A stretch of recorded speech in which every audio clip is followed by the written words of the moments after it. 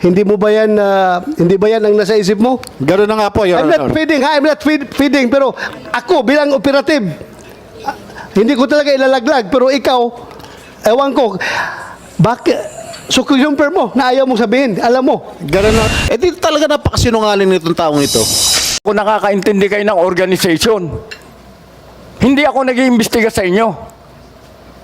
Meron legal service. Kung ano man ang resulta, nire-review ko yan at pinipirmahan ko kung approve, disapprove. Kung nag-appeal ka sa civil service at nakalusot ka, di buti sa'yo, good for you. Pero huwag mo akong sisihin.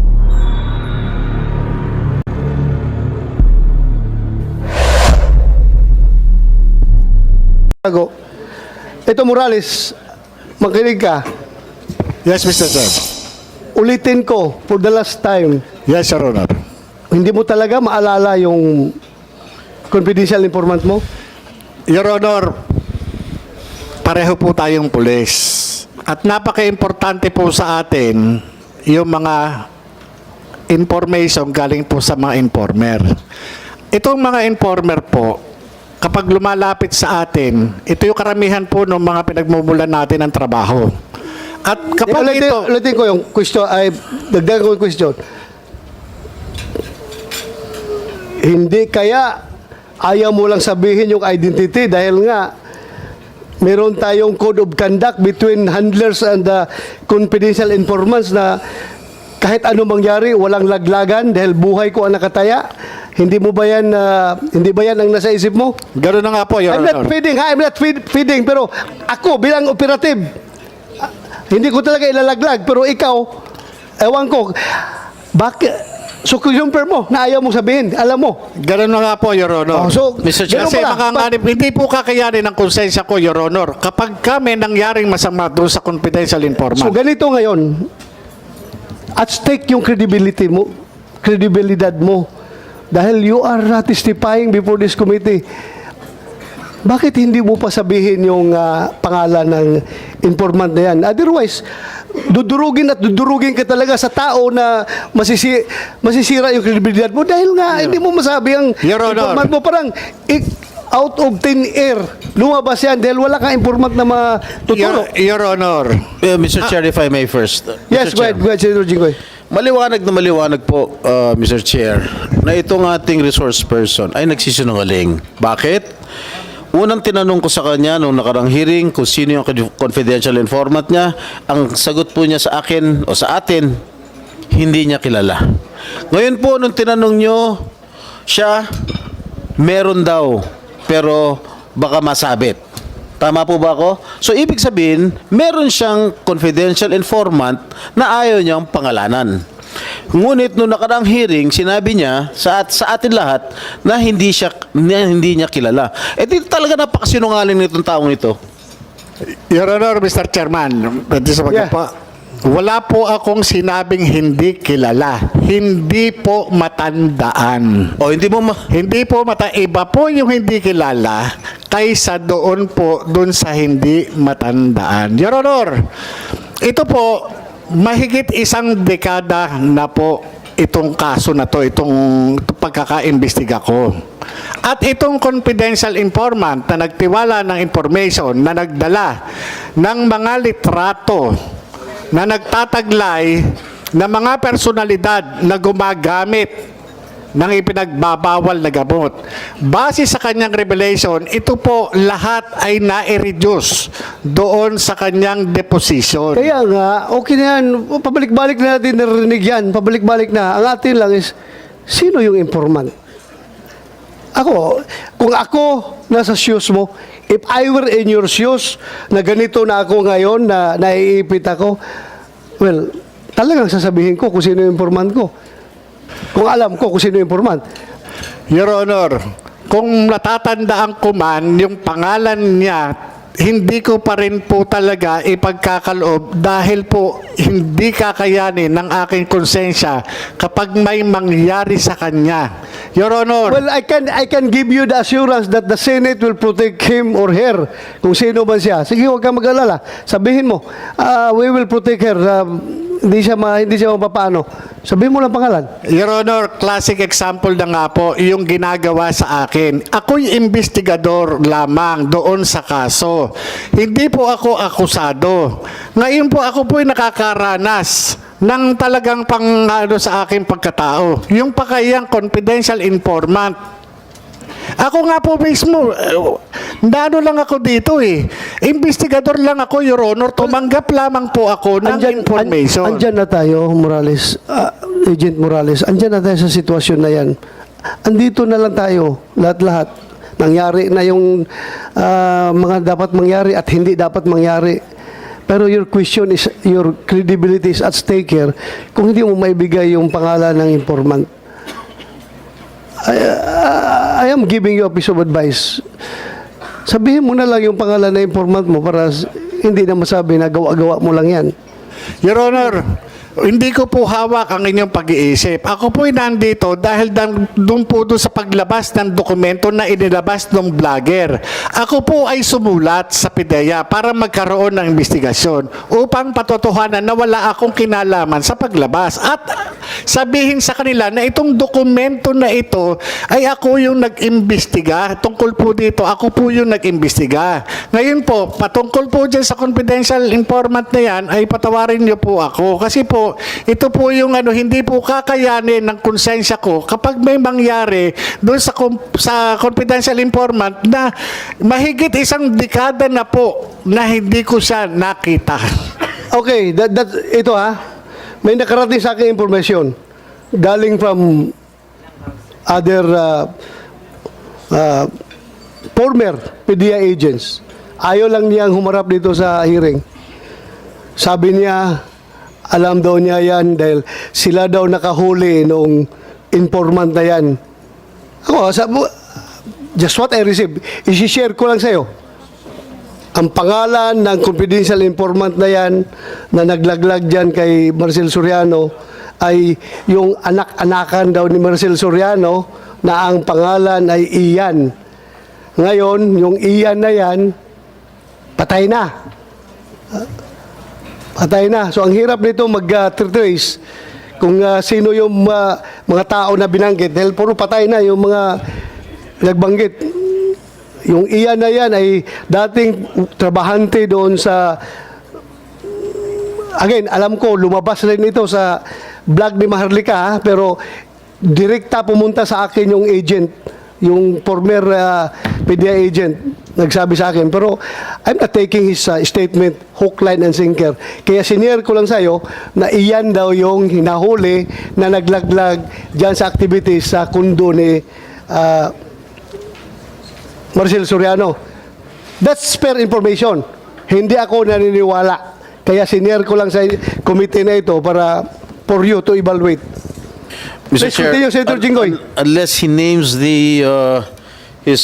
unless he remembers the name of his confidential informant, in my opinion, his credibility is zero.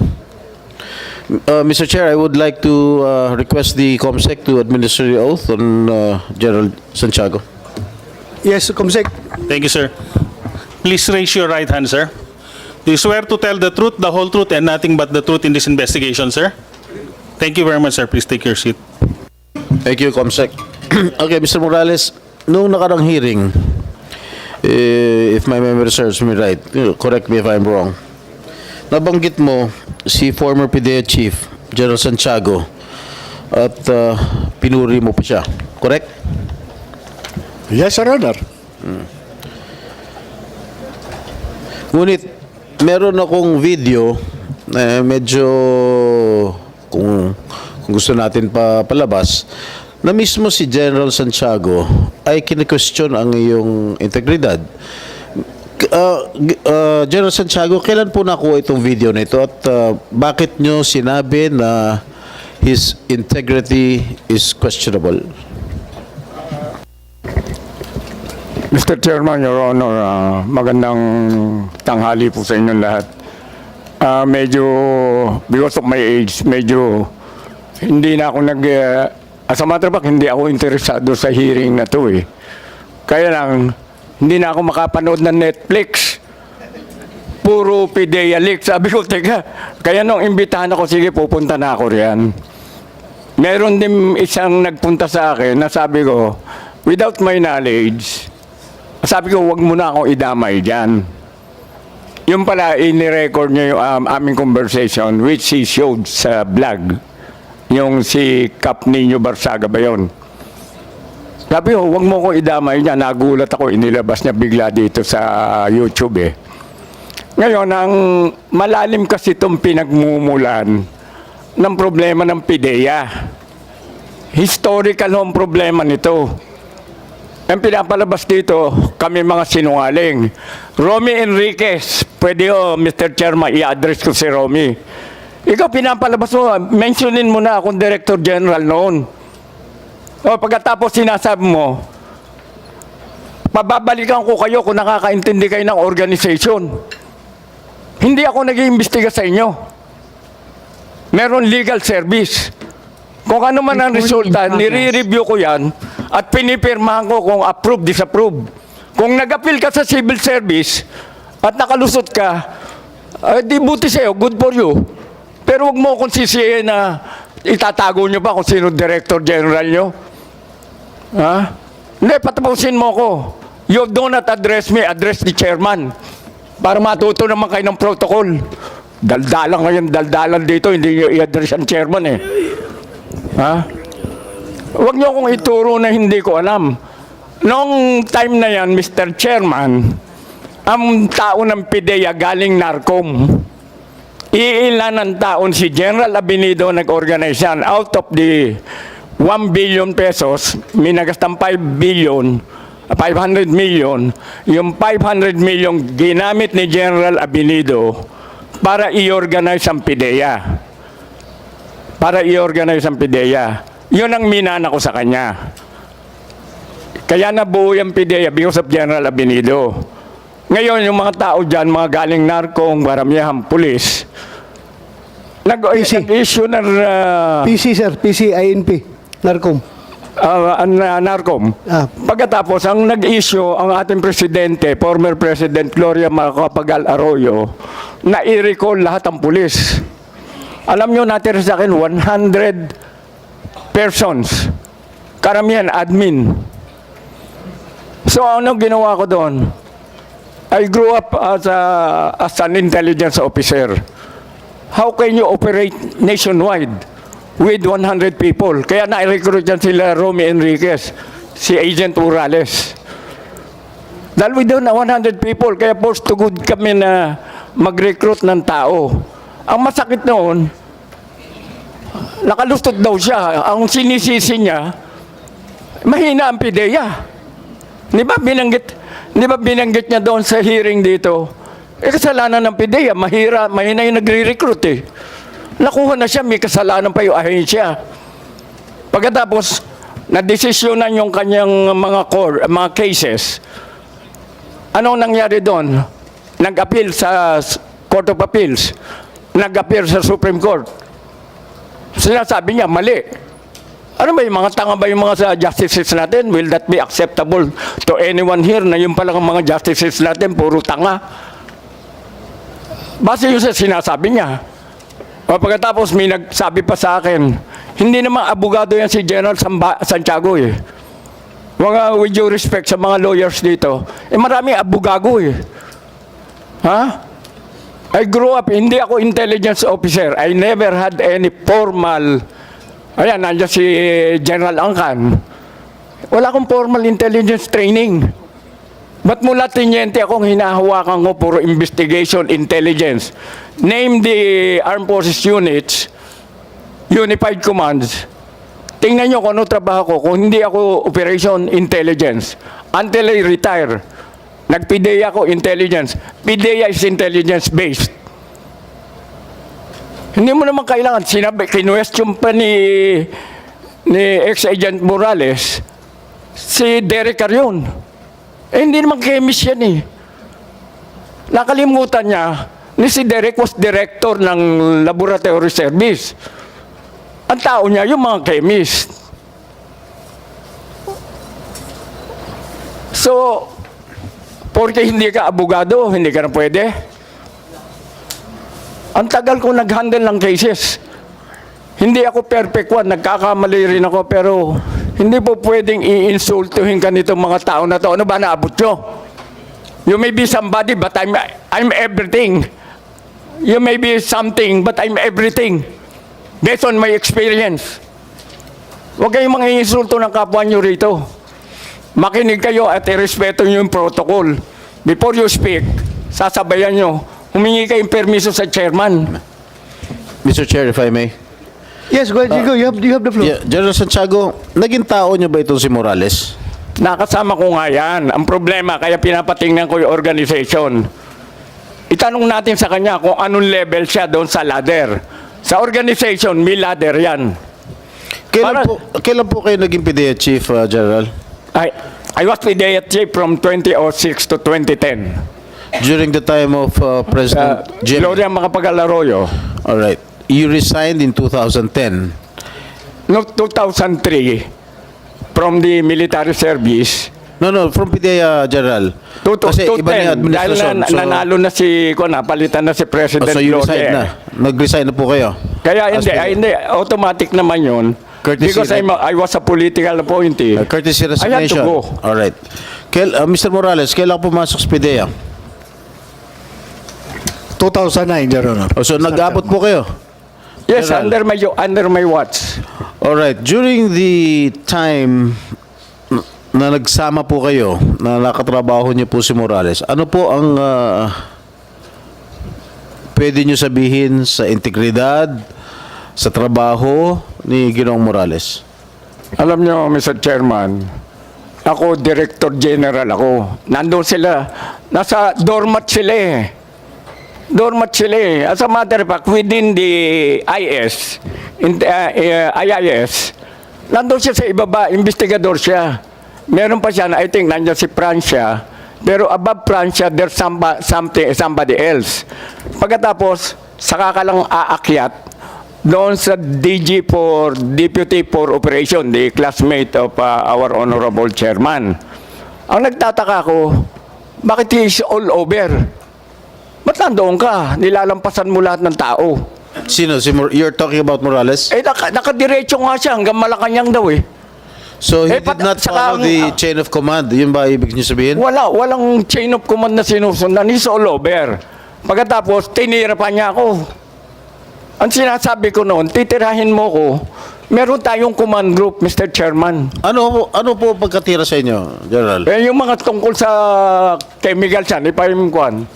Ang hindi niya alam, yung chemicals na dinestroy na yon, that was taken up during the conference of the command group, conference group, at the behest of the laboratory, the chemist. In-explain na wala nang gamit yan, pero po pwedeng dahil nag-offer yung kumpanya na kung ano yung diluted chemicals, bibili nila. So nagkonsulta ako. He's not a member of that group. Who was his immediate superior, General? Si Francia kamo? Sabi si Francia, hindi ko na sila matandaan. So wala kayong nung pumasok si Morales sa PDEA noong 2009, wala kayong hindi kayo nag-uusap, hindi mo siya kilala. No, I know him.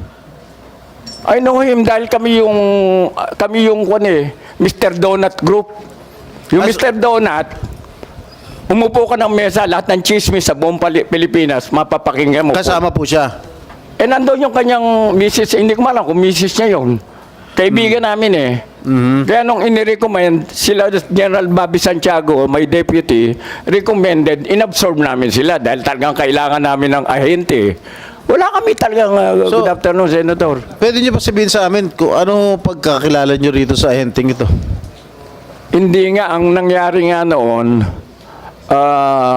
dahil in-need kami, alam ko, investigador siya ng pulis eh, galing nga sa NAR Group, may experience. O di sige, nag-apply, dumaan sa process, na-approve. Na-approve, so nandoon siya. Ang pinagtataka ko, binanata niya ako, bandang huli, pinalitan si Gutierrez, pumalit si Gutierrez, binanata na naman siya si Gutierrez, tapos ako na magaling. Tapos, nawala si Gutierrez, pumalit si General Kakdak. May problema na naman si General Kakdak. Lahat Pero- kami may problema. Siya lang ang tama. Pero Magaling eh. Ang yung akala niya magaling siya. Siya ang tama. Kaya kami, wala kaming karapatan lahat. Pero General, bago nyo tinanggap o nag-apply sa PIDEA itong si Morales, hindi nyo ba chinek yung kanyang background na na-drop siya sa PNP, na-dismiss siya sa serbisyo, na-suspindi siya, tapos na-drop na naman sa PNP? Ba, hindi ko na kuhan yun dahil nag-present siya sa recruitment group eh. So, ibig sabihin, he misrepresented himself. Hindi, Mr. Chairman, if I may. Ngayon lang ako nakarinig, nandito, ang daming military rito, pati si Chairman. Ano, Chairman, ang nangyayari if you are a wall? When are you dropped from roles? After 31 days ba? So,